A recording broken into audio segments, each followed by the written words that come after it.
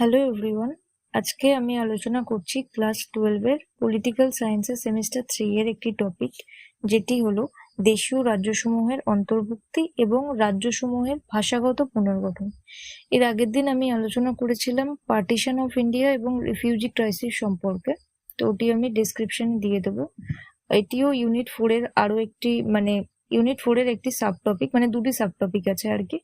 সেই দুটি সম্পর্কে আজকে আলোচনা করছি। প্রথমেই আলোচনা করি দেশীয় রাজ্যসমূহের অন্তর্ভুক্তিকরণ কিভাবে ঘটেছিল সেইটি সম্পর্কে। 1947 সালে ভারত স্বাধীন হলেও আজকের দিনের মতো এরকম ইউনাইটেড বা ঐক্যবদ্ধ ছিল না। কেন? তখনকার যে ভারত, সেটা একটা সম্পূর্ণ দেশ হিসেবে তার অস্তিত্ব প্রকাশ পায়নি। সেখানে ছিল 560টিরও বেশি দেশীয় রাজ্য, যেগুলি একত্রিত করাই ছিল একটা বিশাল চ্যালেঞ্জ। কেন? এই দেশীয় রাজ্যগুলো সম্পর্কে এমন কি ছিল যেটা একত্রিত করা একটা বিশাল চ্যালেঞ্জ হয়ে দাঁড়িয়েছিল? তো দেশীয় রাজ্য বলতে এইভাবে আমরা বুঝবো, তখনকার দিনে ভারত দুটি অংশে বিভক্ত ছিল। একটি হচ্ছে ব্রিটিশ শাসিত অংশ, আর একটি হচ্ছে দেশীয় রাজ্য। ব্রিটিশ শাসিত অংশ বলতে সেই অংশগুলোকে বোঝায় যেখানে ব্রিটিশ ডাইরেক্টলি নিজে হচ্ছে শাসন করত, আর দেশীয় রাজ্যগুলি বলতে সেইগুলোকে বোঝায় যেখানে ব্রিটিশ ডাইরেক্টলি না, ইনডাইরেক্টলি শাসন করত। রাজা, নিজাম আর নবাব যারা ছিল তাদের দ্বারা হচ্ছে শাসন করাতো। রাজা, নিজাম এরা যারা আছেন তারা হচ্ছে মধ্যস্থতা করত, এবং যা যা মুনাফা হতো সেগুলো ব্রিটিশদেরকেই দিত। ব্রিটিশরা ইনডাইরেক্টলিও এখানে হচ্ছে শাসন পরিচালনা করত। তো দেশীয় রাজ্য বলতে শুধুমাত্র এইগুলোকেই বোঝানো হয়। এবং দেশীয় রাজ্য কটা ছিল বললাম? 560-এর বেশি, 562টি এরকম স্বশাসিত অঞ্চল ছিল। স্বশাসিত মানে নিজেরা শাসন করত। সেটা হিন্দু রাজা হতে পারে, মুসলিম নবাব, নিজাম এরা হতে পারে। এরা সবাই হচ্ছে যারা শাসন করতো সেইগুলোকে দেশীয় রাজ্য বলা হতো। এবং এই যে দেশীয় রাজ্য গুলো ছিল, এইগুলো ভারতের স্বাধীনতা লাভের পর কেউ কেউ ভারতভুক্ত হতে চেয়েছিল, কেউ কেউ পাকিস্তানে যেতে চেয়েছিল, আবার কেউ কেউ নিজের স্বাধীন সত্তা যেটা আছে সেটা বজায় রাখতে চেয়েছিল এবং নিজে স্বাধীন রাষ্ট্র হিসেবে আত্মপ্রকাশ করতে চেয়েছিল। এরকম অনেক দেশীয় রাজ্য আছে, তো সেইগুলো নিয়েই হচ্ছে আজকে কথা বলবো। এবং এই যে দেশীয় রাজ্যের যে স্বাধীনতা, তারা নিজেরা স্বাধীন অস্তিত্ব বজায় রাখবে, নাকি তারা পাকিস্তানে অন্তর্ভুক্ত হবে, নাকি তারা ভারতের সঙ্গে সহযোগিতা করবে, ভারতে যুক্ত হবে, সেটা একটা বড় চ্যালেঞ্জ হিসেবে দাঁড়ায়। সেটাই হচ্ছে অন্তর্ভুক্তি চ্যালেঞ্জ। এবং বিভিন্ন ধরনের প্রতিবন্ধকতা থাকে সেইটার মধ্যে। সেখানে সেখানে তারা স্বাধীনতার যে টাইম পিরিয়ড, সেই টাইমে হচ্ছে কেউ যোগ দিতে চেয়েছিল বা কেউ যোগ দিতে চায়নি। সেখান থেকে আইএনসির যারা লিডার বা ইন্ডিয়ান ন্যাশনাল কংগ্রেসের যারা লিডার, তারা হচ্ছে বিভিন্নভাবে সেই জিনিসগুলোকে যাতে ওভারকাম করা যায়, সেইগুলো যাতে সামলানো যায়, সেই হিসেবে নেতৃত্ব দিয়েছিল। তার মধ্যে যারা সব থেকে প্রমিনেন্ট যারা ছিল তারা হচ্ছে সর্দার বল্লভভাই প্যাটেল এবং ভিপি মেনন। এই যে জটিল পরিস্থিতি দেশীয় রাজ্যগুলির অন্তর্ভুক্তিকরণ নিয়ে, সেই সেই সম্পর্কে এরা হচ্ছে বিভিন্ন ধরনের পদক্ষেপ গ্রহণ করেন। তো সমাধান হিসেবে এরা কি করে? ইনস্ট্রুমেন্ট অফ অ্যাক্সেশন চালু করা হয়, যার মাধ্যমে আমাদের যে দেশীয় রাজ্যগুলো ছিল তাদের বিভিন্ন অংশ, যেগুলো ভারত নিজে নিজে হচ্ছে প্রতিনিধিত্ব করবে। প্রতিনিধিত্ব বলতে ইনস্ট্রুমেন্ট অফ অ্যাক্সেশন বলতে সেই সমস্ত জিনিস যেগুলো, যেমন এখানে প্রতিরক্ষা, যেমন এখানে পররাষ্ট্র, যেমন এখানে যোগাযোগ, দেশীয় রাজ্যগুলির মধ্যে এই জিনিসগুলো পরিচালনা ভারত করবে। বাকি দেশীয় রাজ্যের যে স্বশাসন আছে সেটা সেই রাজা বা সেই নবাব বা সেই নিজাম পরিচালনা করবে। কিন্তু বাকি যে প্রতিরক্ষা বিষয়ক কার্যাবলী আছে, পররাষ্ট্র বিষয়ক কার্যাবলী আছে এবং যোগাযোগের বিষয়ে যে কার্যাবলীগুলো আছে, সেগুলো ভারত নিজের হাতে তুলে নেবে। তো এইটা ছিল হচ্ছে ইনস্ট্রুমেন্ট অফ অ্যাক্সেশন। যদি কোনো দেশীয় রাজ্য এই ইনস্ট্রুমেন্ট অফ অ্যাক্সেশন এইটাতে সই করে, তাহলে ভারত এই জিনিসগুলো কন্ট্রোল করবে সেই দেশীয় রাজ্যের, এই প্রতিরক্ষা, পররাষ্ট্র এবং যোগাযোগ, এই যে জিনিসগুলো হচ্ছে ভারত কন্ট্রোল করবে। তো কোনো কোনো দেশীয় রাজ্য, যেটা বললামই, নিজে নিজে হচ্ছে ভারতে অন্তর্ভুক্ত হয়ে যাচ্ছিল, আবার কেউ কেউ হচ্ছে নিজেদের স্বাধীন সত্তা বজায় রাখতে চাইছিল। তো হায়দ্রাবাদ হলো এমন একটি দেশীয় রাজ্য ছিল যেটি ভারতে অন্তর্ভুক্ত হতে চায়নি, আবার পাকিস্তানেও অন্তর্ভুক্ত হতে চায়নি, নিজের স্বাধীন সত্তা বজায় রাখতে চেয়েছিল। তো হায়দ্রাবাদের হায়দ্রাবাদের যে ভারতভুক্তিকরণ সেটা একটা বড় চ্যালেঞ্জ হয়ে দাঁড়ায়। হায়দ্রাবাদ ছিল তখনকার টাইমে সব থেকে বড় দেশীয় রাজ্য এবং সেখানে নিজাম শাসন করত।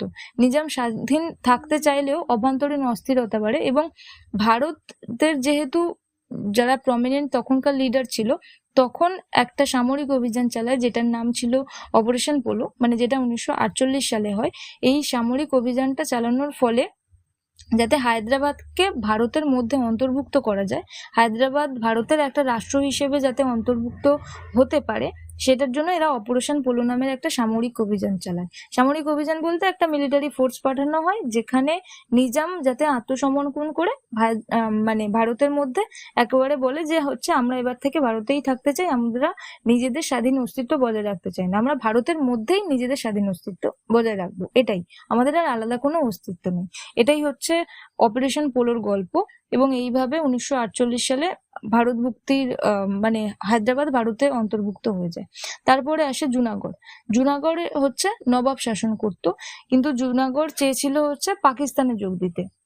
কিন্তু জুনাগড়ের যারা অধিকাংশ জনগণ ছিল, অধিকাংশ মানুষ ছিল, তারা হিন্দু ছিল।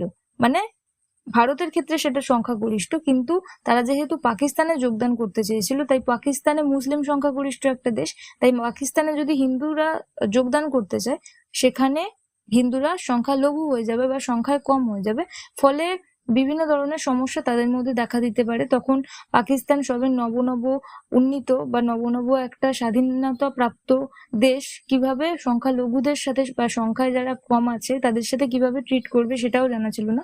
ফলে জুনাগড়ের একটা হচ্ছে গণভোট আয়োজন করা হয় 1948 সালে, এবং অধিকাংশ মানুষ ভারতের পক্ষে ভোট দেয়, মানে ভারতে যোগদান করবে নাকি পাকিস্তানে যোগদান করবে এটা নিয়ে একটা ভোট পরিচালিত হয় এবং সেইটার পক্ষে মানুষ ভারতের পক্ষে হচ্ছে ভোট দেয় এবং আনুষ্ঠানিকভাবে জুনাগড় ভারতের অংশ হিসেবে প্রতিষ্ঠিত হয়ে যায়।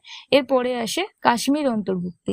কাশ্মীরের শাসক হরি সিং আমরা সবাই জানি, যিনি প্রথমে হচ্ছে স্বাধীন অস্তিত্ব বজায় রাখতে চান, মানে দেশীয় রাজ্য হিসেবে স্বাধীনভাবে আত্মপ্রকাশ করতে চেয়েছিলেন, মানে কাশ্মীর একটা দেশ হিসেবে, ঠিক আছে। কিন্তু পরবর্তীতে যখন পাকিস্তান কাশ্মীরকে আক্রমণ করে, তখন যেহেতু কাশ্মীর ভারতের সাহায্য পেয়ে যায় বা ভারত তাকে সাহায্য করে, মানে কাশ্মীরকে সাহায্য করে, ফলে ভারত কি করে, এই যে ইনস্ট্রুমেন্ট অফ অ্যাকসেশনে নামক যে চুক্তিপত্র এটা আছে, এটা হচ্ছে সই করিয়ে নেয় এবং কাশ্মীর ভারতের অংশ হয়, যা পরবর্তীতে একটি দীর্ঘমেয়াদী আন্তর্জাতিক সমস্যা হিসেবে দাঁড়ায়। ভারত পাকিস্তান কাশ্মীরকে নিয়ে যে সমস্যা, সেটা তো এখনো পর্যন্ত আছে, বর্তমান সময়কাল পর্যন্ত, সেটা তো আমরা সবাই জানি, এটা মানে উপেক্ষা করা যায় না। এরপরে আসি যে ভাষাভিত্তিক পুনর্গঠন আছে। ভাষাভিত্তিক পুনর্গঠন বলতে ভাষার ভিত্তিতে প্রত্যেকটি রাজ্যকে আলাদা আলাদা ভাবে গঠন করা। স্বাধীনতার পর বিভিন্ন যে ভাষাভাষীর মানুষ ছিল, তারা এক রাজ্যে থাকার ফলে প্রশাসনিক জটিলতা এবং সাংস্কৃতিক অসন্তোষ বাড়ে। প্রশাসনিক জটিলতা বলতে কি, প্রশাসন পরিচালনা করার জন্য তো একটা রাজ্যে একটি ভাষা প্রয়োজন এবং সংস্কৃতি বোঝার জন্য তো একটা রাজ্যে একটি ভাষাই প্রয়োজন। আমাদের যদি একই ধরনের সংস্কৃতি, একই ধরনের যদি না ভাষা হয়, তাহলে একই ধরনের সংস্কৃতি বা কি করে পরিচালনা করব।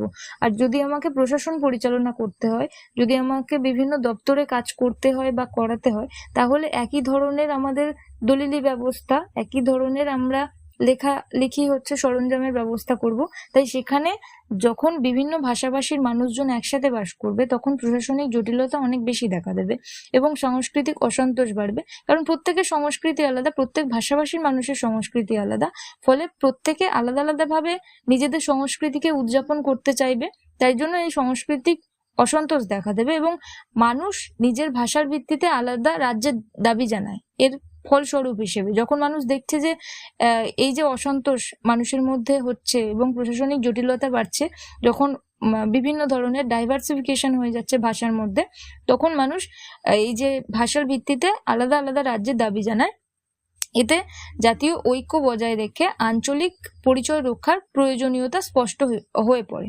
গুরুত্বপূর্ণ ঘটনা হিসেবে কি এসে দাঁড়ায়, পট্টি শ্রী রামালু, যিনি একজন অন্ধ্রপ্রদেশের একজন মানে তখনকার বাসিন্দা ছিলেন, তখন তিনি ভাষা ভিত্তিক একজন রাজ্যের দাবি জানায় এবং অনশন শুরু করে, কিন্তু তার মৃত্যুও ঘটে যায়। মানে এতদিন পর্যন্ত অনশন করে না খেয়ে দিয়ে তার মৃত্যুবরণ হয়ে যায়, এবং এই ঘটনা জুড়ে দেশ জুড়ে আরো বেশি ভাবে আন্দোলন শুরু হয়, বিক্ষোভ শুরু হয়।